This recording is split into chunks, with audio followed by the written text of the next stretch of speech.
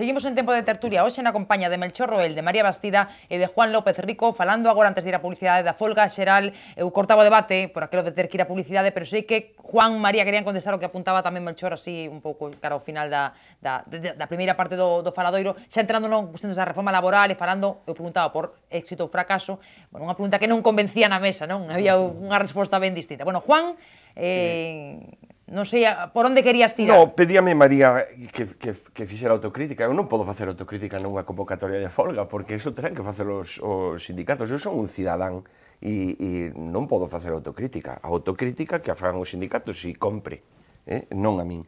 Eu preguntaría, cando está xustificada unha folga xeral? Cando está xustificada? Porque é que sempre se critica desde o poder a folga xeral, pero é que rexeitando a súa propia convocatoria. Por eso digo que casi ás veces a súa propia existencia. Decía María que podía estar xustificada nos tempos da, non sei, se te referías, pois, despois da Segunda Guerra Mundial, ou non, cando aínda na sociedade industrial, non sei, con grandes empresas e moitos traballadores e non sei quanto. Bueno, volvedo ao presente, que eu non teño tempo. Ben, non, é que isto ven ao fío de que gracias precisamente á folga, gracias aos sindicatos, os traballadores que estaban naquelas circunstancias a cando ti te refires, hoxe, en España casi, en Europa, chegaron a un estado de bienestar con unha protección e con unha situación de dignidade que non tiñan daquela. E iso foi precisamente polo emprego deste tipo de instrumentos. As folgas, a intervención dos sindicatos e a negociación colectiva, que son eses tres pilares que eu manteño.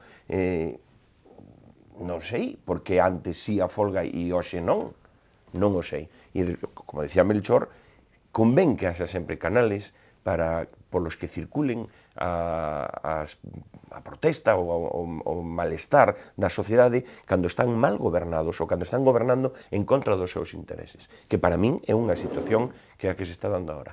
Están gobernando en contra dos intereses da ciudadanía e en favor de corporacións banqueiras ou de grandes grupos inversores da economía financiera e non da economía real que é a que produce riqueza. María, adiante. A ver, por partes. Aquí falaba Melchor, dicía que a folga non é convocada, nen son arietes contra ningún partido político. Home, de 9 folgas xerais que tivemos en democracia, 2 son con Mariano Rajoy. Eu penso que por lo menos un pouco sospeitoso.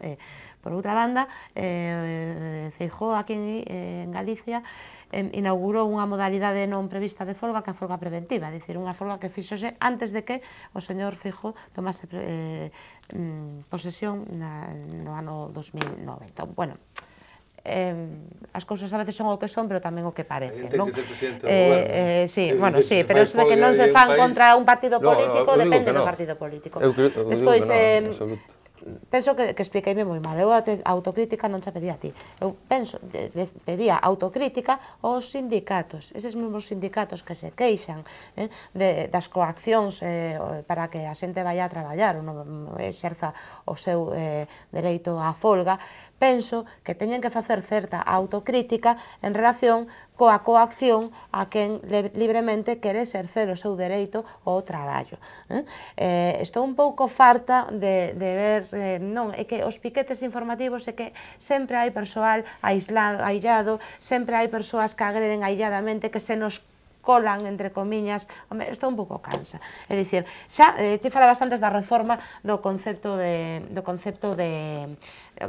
lei de folga. Bueno, penso que unha das cousas que hai que reformar é o concepto de piquete informativo, porque é unha verdadeira tomadura de pelo. É dicir, que en pleno século XXI, na sociedade do coñecemento da información, que a golpe de clic temos todo o que queremos. Veña o señor, neste caso foi Toxo, a dicir que, claro, que hai que manter os piquetes informativos porque na outra folga xeral houve xente que enterouse de que había folga o mesmo día da mesma. Mira, é unha tomadura de pelo, un insulto a inteligencia de todos os españois. Entón, cando eses piquetes pseudo-informativos coaccionan, presionan ou fan cousas peores, pois francamente, penso que é algo que tamén hai que poñer enriba da mesa cando se fala das coaccións dos empresarios estes que van con rabo, cuernos e botan azufre pola boca, non? Penso que tamén expliquei mal o tema da xustificación. Con independencia de que personalmente pense que nada xustifica unha folga xeral polo dano que fan á economía do país, que pode estar justificada ou non. Bueno, eu empecé... Non, eu nunca suprimiría ningún dereito constitucional, nin ningún dereito fundamental. Respeto todos e comparto todos, ademais. Agora ben, eu empecé a miña intervención anterior dicindo, se non foi no primeiro parágrafo, foi no segundo. Dixen que, por suposto, que hai formas, por suposto que hai razóns para queixarse e para protestar. Agora ben, que non estou de acordo coa canalización deste xeito concreto. E dixen tamén que a folga respondía a outro contexto, e non digo que este antigua, non, digo que hai que actualizar a fórmula de protesta, simplemente é o que digo, e que probablemente os resultados fosen distintos. Finalmente, que teño por aquí anotado, obviamente debemos moitas cousas aos sindicatos, todos e cada un de nós, como tamén debemos moitas cousas, xa que me puxeches antes tan a tiro, as sufraxistas. Moito. Agora ben, a certo tipo de sindicato. A sindicatos que loitan e posiciónanse realmente polos dereitos dos traballadores, non sindicatos que xogan na área política, non sindicatos que se afilian, se alinean cun lado do poder, non sindicatos que son cómplices dun goberno e manteñen unha paz cando é interesada, e non sindicatos que exercen unha vicepresidencia do goberno en funcións durante 7 anos, durante os cuales se leva a ruína ao país. Eso é outro tipo de sindicatos, e a eses podo asegurar que non somente eu, senón ninguén lles debe nada. A ver, adiante o que queira. Sí, bueno, eu sobre o tema este dos sufraxistas e das sufraxistas, ou do movimento sufraxista e do movimento obreiro son as dúas grandes revolucións do século pasado e do XIX, que foron as que modelaron as sociedades actuales e tiñan os seus instrumentos de loita. E eu creo que algúns deses instrumentos pois teñen cabida en democracia e así están, e eu creo que o que fai María é dicir que non está de acordo con esta folga, non con que haxa que recortar o dereito de folga, ni nada parecido, por suposto. Modernizalo e actualizalo. Bueno, pero entón reformalo ou non? Entón non me quedei, pensei que non. Non, unha reforma, unha actualización, pido. Pero do dereito. Pero non eliminación, do dereito non, por suposto. Igual que o dereito a manifestación, penso que son dereitos e libertades fundamentais que non se deben tocar. Claro, pero non é o mismo manifestarse nunha acera como fan os estadounidenses, que lles deixan nunha acera, que poderse manifestar por unha vía pública, porque é tan pública da persona que se manifiesta como do que quere andar en coche por ela. Pero claro, é que o problema é que penso que ese caso é o mesmo que o dereito de folga. É dicir, hai que ser moi preciso, moi cuidadoso onde cando un dereito colisiona con outro. Eso non ten por que partir dunha reforma nin dunha legislación. Eso é unha reflexión da sociedade civil. Punto pelota, non hai máis. Pero están tutelados, vamos a ver, o de manifestación está mellor tutelado que o de folga. O de manifestación, se se declara que unha manifestación, por exemplo, se anula por parte dun concello ou dun goberno autonómico, os tribunais actúan enseguida e dicen se eso está ben anulado ou non, e se lles dá autorización por parte dun tribunal. Nos servicios mínimos non, pasan anos hasta que se dan razón que casi sempre, por suposto, os sindicatos. Falamos de servicios mínimos. Xa non nos metamos na outra parte, que non creo que haxe ninguén con rabo e con aliento a azufre a estas alturas. O que sí que sei é que hai xente que ten capacidade para influir na opinión de outras a través pois do seu, claro, do posto de traballo, e lle dice, oye, ti verás, ou, bueno, alá ti, ou que simplemente por plantexalo, pois xa lles poñen unha mala cara, e iso non podería ser así. Iso é moi difícil de vixilar, pero esa é a tarefa do Estado. Que sí, Melchor, pero e en eso hai xente implicada e disposta a defendelo, que eu creo que é onde se marca a xente que vai a este tipo de actos que son as folgas, e as manifestacións. Pero mira, Melchor, para min tanta coacción a subxectiva ou indirecta ou como a queras chamar, da persoa que di, non, é que eu se non vou a traballar ao meu xefe, o meu empresario, bueno, pois pensa tanta coacción a esa como a persoa que di,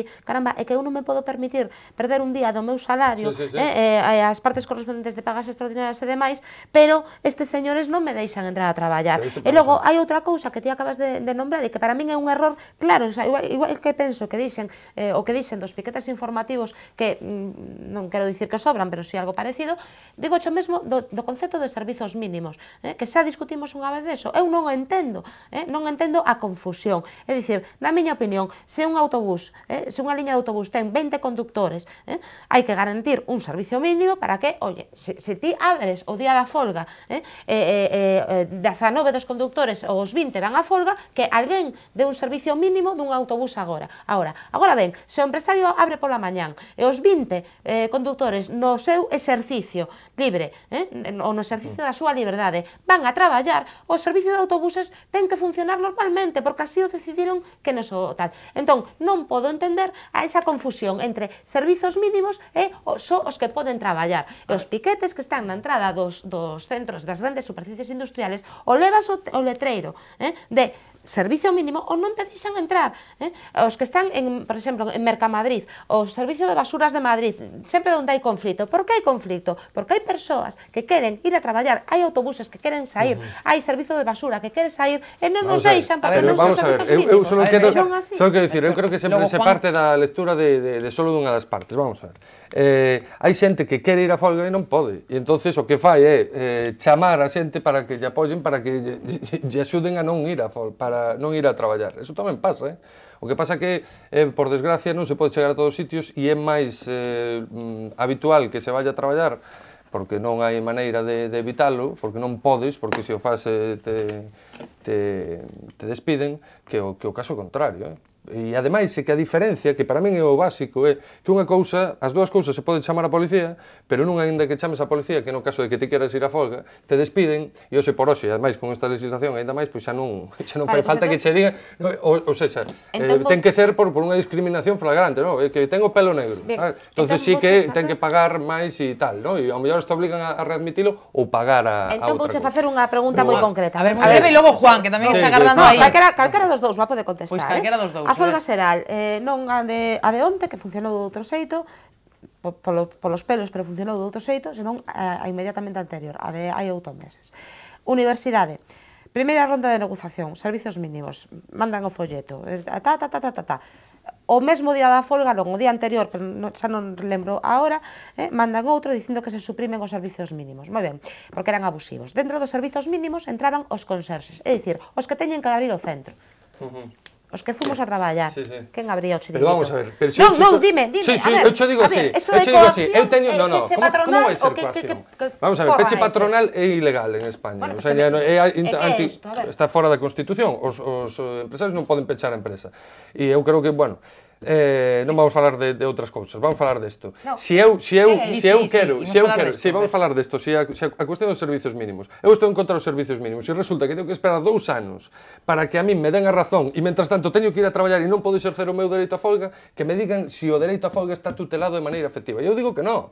Entendes? Como sí que está no caso da manifestación. Entonces, que che abre a porta? Hombre, pois aí, se non hai servicios mínimos porque se consideran abusivos e unha noita, o problema é que non hai un servicio intermedio de tutela efectiva que sería o Tribunal X. Ese é o problema, non o problema do que intenta exercer o seu dereito. A ver, Juan, é o dereito a folga, que é o constitucional. A ver, agardade. Se hai moita gana de traballar, eu digo que se aprobaba aí nun claustro que lle den unha chave a cada profesor. A ver, Juan. No, é que o asunto dos piquetes está manido. Eu penso que é unha compensación frente a outra coacción, e unha é pública e a outra non é pública. Nos vemos as coaccións que son reales dos piquetes, pero eso é o que compensa a coacción permanente e silenciosa, ou que non se ven nos medios ou na televisión, a coacción da persona que quere ir á folga. Que xa ir á folga é tamén un paso que implica a perda dunha xornada de salario, ninguén vai á folga porque quere, por gusto, vamos, E entonces, bueno, mentras esa situación sexa así, a mellor con unha tutela máis efectiva, pois a mellor podía limitarse máis a intervención dos piquetes, pero ahora mismo me parece que é unha cuestión de nivelación de coaccións. Sí, unha coacción E unha é pública e outra non. Todos moi brevemente. Unha é violenta, outra non, unha intimidatoria, outra non, e outra é coactiva e outra non. É dicir, eu, francamente, se teño que decidir entre perder un día do meu salario, que me partan a cara ou me estraguen o coche, pois eu teño bastante claro. Se hai xente que ten que escoller entre un día entre ir á folga ou perder o traballo, pois tamén o teñen claro, por desgracia, e non son libres. Esa xente non é libre. Igual que o que dices tú. O que pasa é que se os dous se denuncia a policía, a un lle siguen fastidiando porque poden seguir despedindo igualmente, e os outros, pois, a mellor amañan e os protexen. A mellor E aí quería falar, oye, por certo, o de que Rajoy teña 2 folgas en 8 meses, non é casualidade, é que está facendo mal. Claro, e iso non ten que ver que se do PP. Zapatero fixo moi ben, non? E Felipe González o fixo moi mal, porque creo que lle fixeron máis. Bueno, Zapatero fixo moi ben, non? Non, eu creo que Zapatero fixo mal. O que pasa é que aquí hai unha contradición. Cando o fixo mal e despois, eu me lembro de en algunha tertulia contigo que te dicías, a ver cando facedes folga, porque tal, o sea, pedindo folga, agora non é solución. Non, eu vou en folga. E eu che preguntei se temos que facer a nivel europeo, a nivel de Galicia, porque daquela estaba Zapatero, pero estaba fijo en Galicia, e dixen, oye, como facemos un europeo, consultando a ver que se podía facer. Daquela eu estaba nunha dirección de sindicato, agora non estou. Agora non estou. Hai que recordar tamén que esta folga fixose nun contexto europeo tamén, con outros 3 ou 4 países, con folga xeral e movilización. Con folga xeral, o resto como e movilización nos outros. No. Grecia, España. No, Malta. Grecia, Portugal, Irlanda. España. Malta. Sí, folga tempo parcial, pero unha folga de Italia igual. Pero non deste calibre. Non é unha cuestión, entón non é unha cuestión exclusivamente. Non é unha cuestión exclusivamente da sociedade española que odia o goberno sin razóns e entonces dice vamos a machacalo, non? No, hai razóns que además comparten outros traballadores de outros países e a fin de contas é frente a unha política económica global que se está facendo donde no reparto da riqueza entre os patrones e os traballadores hai unha desigualdade enorme e crecente. Eu non sei por que, o do discurso único de non hai alternativas, eso non pode calar, aínda que non fose máis que por eso, a folga de onde estaba justificada para decir sí que hai alternativas, pódese facer de outra forma. Donde temos os países con menos paro? Suecia, por exemplo. Suecia ten o doble de persoas traballando para o sector público que en España. Teñen mellores salarios, teñen salarios máis altos que os españois. O sea, a reducción salarial non implica emprego. A reducción salarial implica paro. E non estamos aínda, se está machacando o discurso contrario e o que terminaremos é no abismo. No abismo e nunha sociedade absolutamente desconectada con ca dignidade e ca... Incluso podo utilizar a palabra ca felicidade dos cidadáns, que ese tiña que ser o obxectivo, e non o enriquecimento de 4 que cada vez están quedando con máis parte do pastel para que os demais pasen fame. Eso é o que se está facendo, esa política económica que se está facendo en Europa. E está demostrado que a que funciona é a outra. E hai alternativas. Sí, estamos pechando tertulia, todos brevemente, adiante. No, vamos a ver, pois isto é unha desas fases, que do que dicíamos antes de que o casítase a paixón e os temas, non? Vamos a ver, evidentemente hai cousas que non se poden contestar. Agora ben, o que penso que todo o mundo ten bastante claro é que a administración pública neste país está completamente sobredimensionada en relación con todas esas alternativas. Con todas as alternativas. No, María, en Suecia traballan para o Estado o 16% da población, en España o 9%. O seña, xa me dirás. En o Estado de Benestar traballan, se tuviéramos o Estado de Bienestar de Suecia, habería 5 millóns de postos de traballo máis en España. Mira, o Estado de Benestar de Suecia pasa, polo de pronto, por destinar prácticamente o 60% da renta a pagar impostos. Entón, a partir de aí falamos.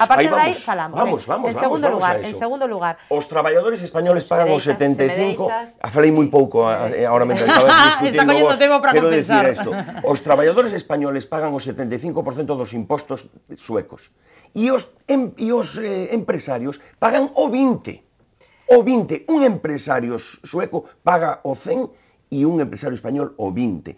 É verdad que un traballador sueco o 100 e un español o 75, pero mira que diferencia hai. Mira, eu... 200.000 millóns de euros significaría que pagáramos os impostos que pagan en Suecia. A ver, María, fundamentalmente os empresarios. Que estamos pechando, dame magua, porque ahora se foi moi interesante e non vou ter tempo eu de... Nin o tamaño, deixamos nin a falar. estrutura, nin os servizos dependentes, nin a fórmula de pago, nin a A cooperación eso hai ou que ir. colaboración que teñen a E non ao tenga a contrario. cidadanía sueca e a española Eso hai que ir. son as mesmas ne parecidas. Eso Por hai que tanto, ir. as situacións non E non ao son contrario. comparables. Por outra banda, todo isto que ti me estás contando pasa por unha sostenibilidade ou por unha inversión ou por unha dotación orzamentaria do presuposto público. O problema é que neste momento non hai quen dé esa presupuestación. Claro, entón ti non podes dicir, non, é que me dá igual, porque o problema é de onde sacas o dinero, os cartos para pagar todo eso. Caramba, pois a mí se me suben os impostos, penso que marcho do país ou No, me derecho estou encantado que me suban os impostos. Bueno, pois eu, Me preocuparei que os gastan. evidentemente non. Porque as cousas dan o que dan. Xa sabes, o liberalismo que así nos está levando onde nos está levando. Non pagan impostos, de regulación finalmente, absoluta. pode que as Sí, que teño 30 segundos, alternativas. me quedan O problema é 30. que neste momento non estamos xogando nunha división individual. Estamos xogando nunha división global ou nunha división nun equipo, nunha equipa, como din algúns, non? Entón, nesas condicións, por moito que ti queras cambiar as cousas nunha peza do equipo, como non cambies o funcionamento, non hai nada que facer. Entón, podemos falar, se queres, de como cambiar o funcionamento do equipo, porque eu tamén vexo que, bueno, pues, a eurozona entrou en recesión, todavía os acabamos de ver, non? Aí o dato definitivo, e a Alemania en 3 meses entrará tamén. Entón, ao mellor aí empezamos a falar en alternativas. Agora ben, neste momento, coas cartas que temos en riba da mesa, evidentemente non hai outro camiño, porque están cortadas todas as eu non teño máis tempo. A ver, Melchor, 20 segundos, que teño que pechar. Vamos a ver, a folga tiña moitos motivos, eu creo que para min o máis importante sigue sendo a reforma laboral, porque descohesiona a nivel económico e social este país, porque desregula as relacións laborais ata o punto de desasegurar a capacidade de negociación real dos dereitos dos traballadores, porque hai que partir dunha idea que é que os que van a folga defenden uns intereses de parte que son lexítimos e que se teñen que expresar así, por eso non só vai xente que pensa como Rico, que hai que cambiar tamén o modelo, sino xente que pensa na cuestión que eu creo que tamén comentou el e creo que tamén a ten na cabeza cando fala desto, a cuestión das relacións laborais, non?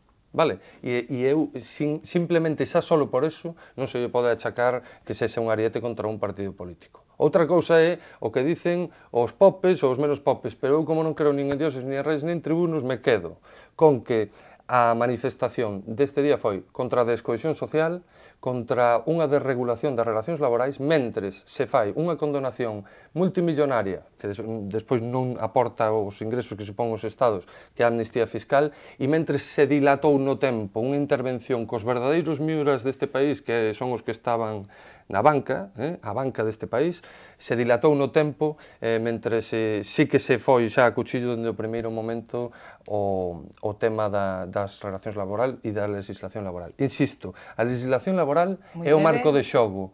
Se queremos que se marquen goles, non vale cambiar as reglas para que, cando o balón sale por fora, sexa gol, ou os córneres sexan gol. O que hai que facer é conseguir un balón e xa. E esa é a parte que lle falta a este goberno.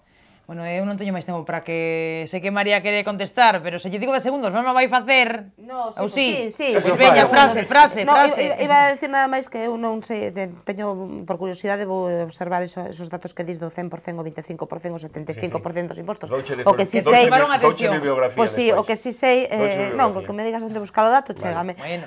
O que si sei é que no tema concreto da Seguridade Social eu pago 6,2 e o meu empresario 33, non ten nada máis. Bueno, pois eu sinto ter que deixalo aquí, que se estaba poñendo eso moi interesante, pero bueno, xa viredes outro día e seguimos seguramente falando destes asuntos. Bueno, hoxe deixámoslo aquí, moitísimas grazas a Melchor, a María e a Juan, grazas aos tres por estar connosco, a todos grazas por seguirnos un día máis no Faladoiro.